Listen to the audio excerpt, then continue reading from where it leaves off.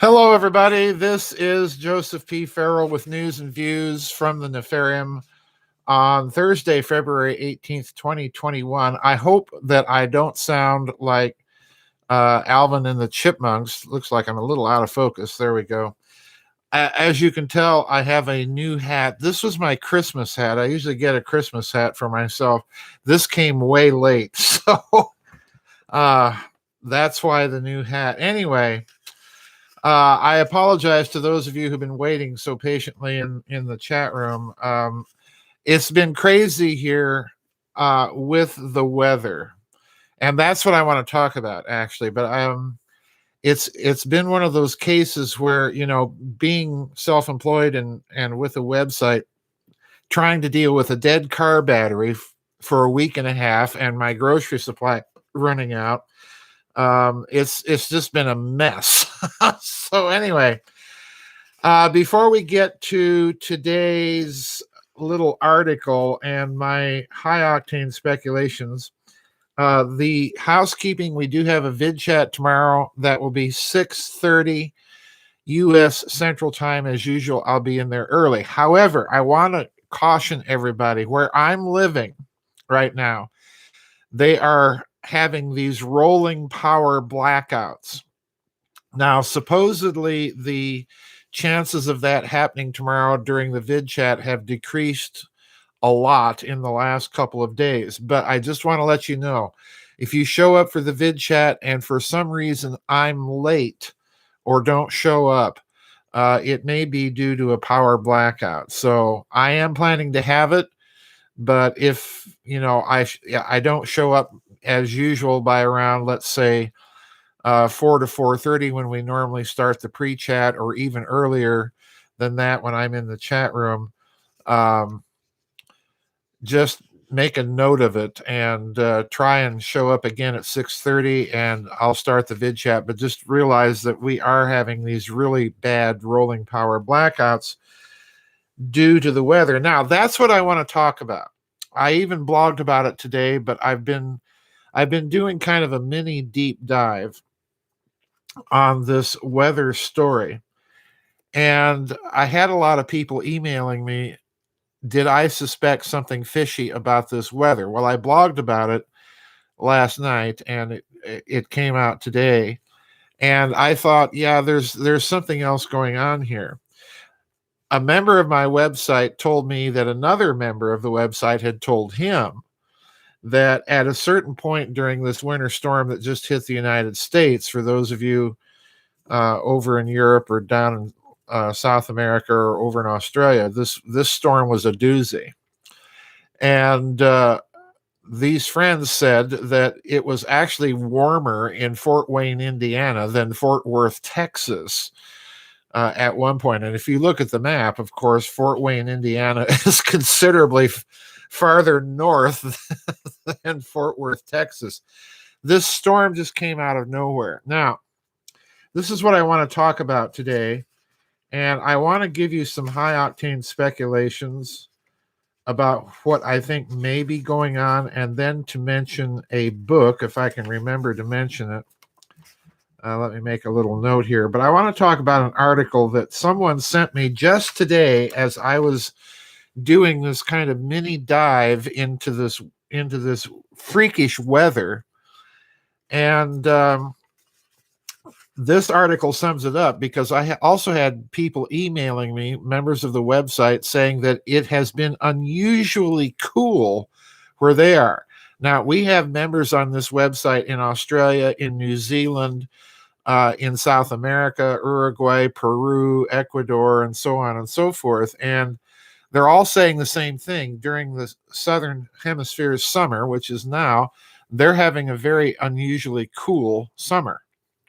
And of course, the winter here has been abysmal with this storm. So I want to draw your attention to an article that someone just sent me. And this is kind of a summary, a pull together of weather stories globally right now during this time period. The article's titled, quote, "Global Warming My Ass." Snow and cold records are falling around the world, from Greece to Japan and Libya, And meanwhile, the sun is blank. And latch on to these, folks.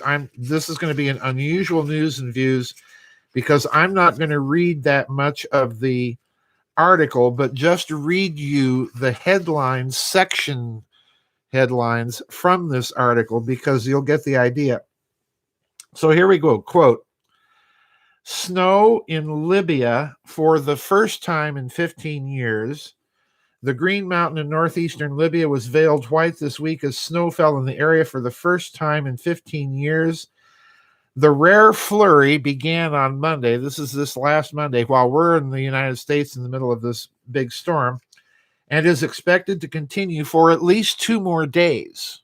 In other words, about 2.5 days of snow in Libya. Okay. All right. Next story. Listen to this one. Quote, 3 dead as worst snowstorm in over a decade hits Athens, Greece. Okay. 3 people died on Tuesday as a heavy snowfall fell and gale force winds hit Greece, disrupting road and sea transport. And imagine looking up at the Parthenon and it's covered in snow. Now, it does snow in these places, but what is unusual, I think, is that this is happening all at the same time. All right. Now, listen to this next one. Quote, heavy blizzard hits Istanbul, Turkey. Okay, let me repeat that. Heavy blizzard hits Istanbul, Turkey.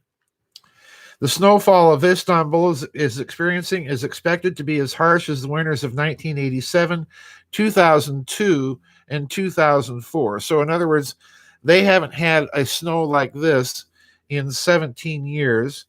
In 1987, Istanbul had one of the worst winters where snow reached depths of 1 meter, and some people were stranded in their homes for days. So, Libya, Athens, Istanbul. Listen to this one. 5 million in northern Mexico without power as winter storm in Texas freezes natural gas pipelines. And this is interesting. Listen, freezing weather in the United States state of Texas left almost 5 million people in northern Mexico without power on early Monday as a shortage of natural gas disrupted electricity production. Mexico's government-owned utility, the Federal Electricity Commission, said on Monday its operations were interrupted as the winter storm in Texas froze natural gas pipelines, and so on and so forth. And then the article ends with more deep freeze news. Listen to this, quote, in the United States, Russia, Italy, Saudi Arabia, and meanwhile, heavy snowfall is being reported across the Middle East. Listen to this, folks. Listen. In Syria, Lebanon, Israel, Palestine, Jordan, Saudi Arabia, and Egypt, unquote. Now, folks, I can buy snow in Athens. Sorry, folks. Didn't unplug the phone. I can buy snow in Athens. I can buy snow in Istanbul. I can even buy snow in northeastern Libya. Egypt and Saudi Arabia, that's very unusual. Now, the article goes on to mention something that I mentioned in my blog, and that is a solar minimum. It says the sun is blank. Today, this is a couple days ago. Today, the sun is blank, the same for the last 13 days. 63% of the days, or 30 days, were spotless in 2021. We are in a deep solar minimum, and there's no way out. And the article even puts a picture, I couldn't even print off, of the sun, and you'll notice a complete lack of sunspots. It's just there, okay? And when that happens, we go into solar minimums and we have little mini ice ages. And hold on to that. I'm going to get back to it. It says the sun is blank and we are in a deep solar minimum. High above the Earth's surface near the edge of space, our atmosphere is losing heat energy. If current trends continue, it could soon set a space age for record cold. Put that in your global warming pipe and smoke it, Greta. For the next 20 years, it's going to get colder and colder on average. The fact is, the sun rules the sea temperature, and the sea temperature rules the climate. The jet stream will be wilder. There will be more wild temperature changes, more hail events, more earthquakes, more extreme volcano events, more snow in the winters, lousy summers, late springs, short autumns, and more crop failures, unquote. Now, on that cheery note, the article ends. So I want to talk about weather manipulation technology, because if we are going to assume that this last series of storms that apparently are going on all over the world are the result of manipulation by man, then we have two possibilities.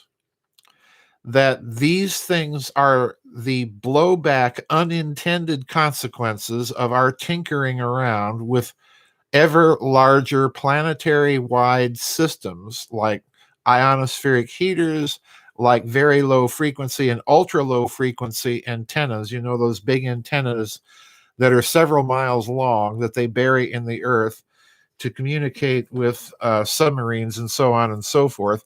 Now, you cannot tell me that any of these things, ionospheric heaters, ground-based antennas, and so on, do not have resonance effects on the earth and therefore have unintended resonance effects on weather and weather systems. So that's number one. But also, you can deliberately engineer these systems. And I suspect that there may be a bit of this going on, because as you see, Mr. Global Loaning has been buying up farmland, has been trying to push 3D printed meat, artificial meat. No, thank you, Bill Gates. They're doing all sorts of stuff in conjunction with this weather modification experiment that I'm speculating about. And there are, as I pointed out in the blog today, there are political reasons why they may want to create all of these storms, at least in the United States. I can't talk about the politics of Libya or Saudi Arabia or Turkey and so on and so forth, but all of these places are being hit. I suspect, in addition to this, we have the solar minimum. And there's two ways to read this if you're toying around, as I am, with the speculation that some of this is either blowback and unintended consequences of playing around with these systems, or is a result of deliberate engineering, and that's this solar minimum. As a reader pointed out during the blog, of the blog that I posted today, it's not an either or thing. You can deliberately manipulate weather systems in conjunction with... Oh, sorry, folks. Hang on. The canine home security unit is in action. Shiloh. Shiloh. Thank you. Go lay down.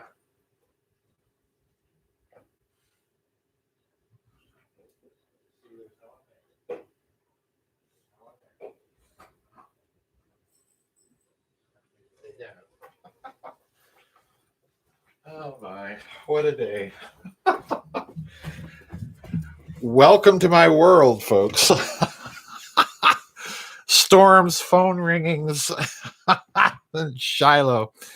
She was barking at somebody across the street. But anyway, back to where I was. If you're talking about deliberately engineered systems, these can be done in conjunction with a solar minimum, which is a naturally occurring event.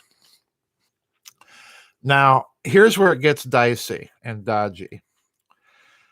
I've entertained the speculation for many, many years that extremely large planetary systems, like ionospheric heaters, that can play with the magnetosphere of the planet and raise or lower the magnetosphere, that these types of technologies might also possibly have magnetic resonance effects on the sun itself.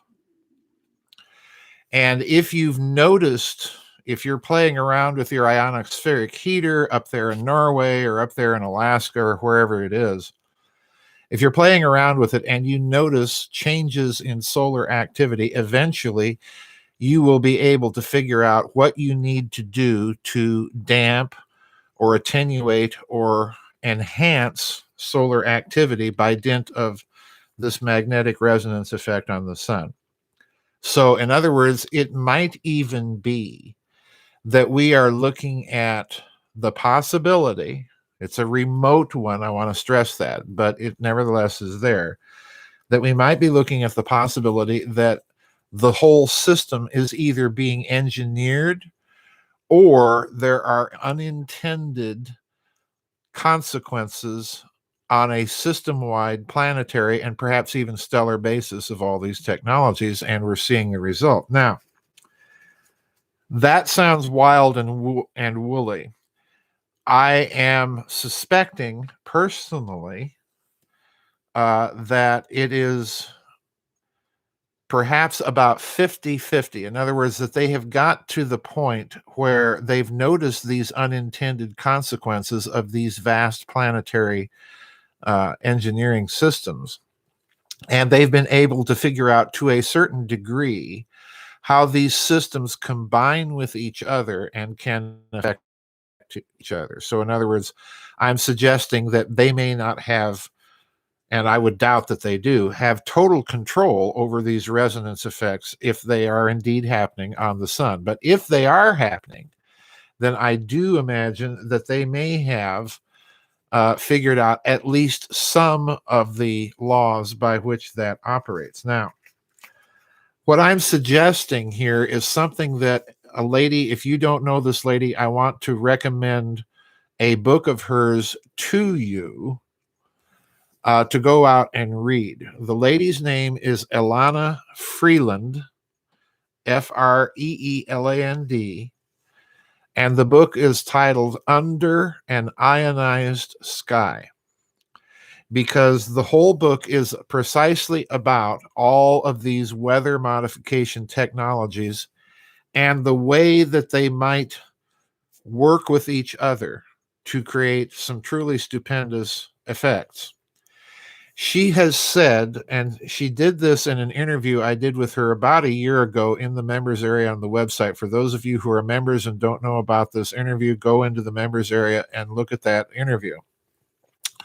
During that interview, she said something very interesting, and I want you to bear this in mind, given all of these strange weather events.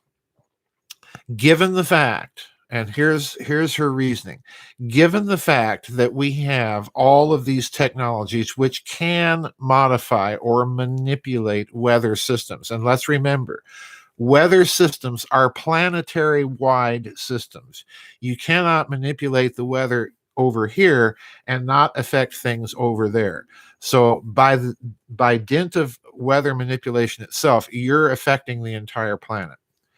Well, she said something very interesting. Given the fact that these technologies exist, given the fact of the American military's interest in them, not to mention the militaries of Russia, China, the usual list of suspects. Given that all of these countries have these weather manipulation technologies, is there any more such a thing as completely natural weather? And her answer is no, because these systems have been around for a while and they have effects on other systems and therefore effects on the weather. And that's basically my reasoning about the sun. We might be inducing resonance effects in the sun itself, which in turn amplifies or creates effects back here on Earth. So is there any such thing as completely natural weather anymore? Probably not. So I suspect that there is a heavy degree of weather manipulation going on here, whether intentional or unintended consequences of manipulating other things. I lean toward intentional at this juncture. So anyway, that's my news. Yeah, Dane Wigington does some argument like this. Eternal Recursion says the argument that humans affect the patterns of weather is the global warming argument. Yes, but with a difference. The global warming people are saying this is due to cow farts. Alana Freeland and I are saying this is due to the existence of actual weather manipulation technology that has been researched, perfected, and strived for or sought by various militaries around the world for quite some time. Global warming, in my opinion, can be used as and for that matter, climate change, can be used as a meme to disguise that activity, number one. And number two, can be used as a way, since most people don't believe mankind can do these things, those memes can be used to deny or persuade people who don't believe that these are all just acts of nature and acts of God, and Mr. Global only can use that to pursue the agenda even further. So yeah, it's everybody's. Kathmandu says, so which military is doing this? Everybody, but particularly the United States. Read Alana Freeland's book, folks. If you don't believe that this technology exists, go out there and do the research for yourself and start with a lot of patents. It's been around for a very, very long time. Anyway, yeah, you can't undo this. This is the problem. Without undoing the last 150 years or so of technological development. Anyway, that's my thought for the day, folks. Pay attention to Alana Freeland's book, Under an Ionized Sky. It's a very, very worthwhile book. HARP, yes, High Altitude Auroral Research Project. That's another one. If you look, in fact, Ilo Ranolo, HARP, if you look at the HARP patents that establish that thing, weather modification is specifically mentioned in the patents for the first ionospheric heater. So in other words, this is a technology that's been around for a very, very long time. And how did they say they were going to modify the weather? Well, by raising and lowering pressure zones, moving the jet stream thereby. In other words, literally steering weather systems. So anyway, there we go, folks. I'll see you on the flip side. Don't forget the vid chat tomorrow. Don't forget we're having rolling blackouts, so I might be late or I might not show up at all. Just, cross your fingers. That's it, folks. Bye-bye. We'll see you on the flip side.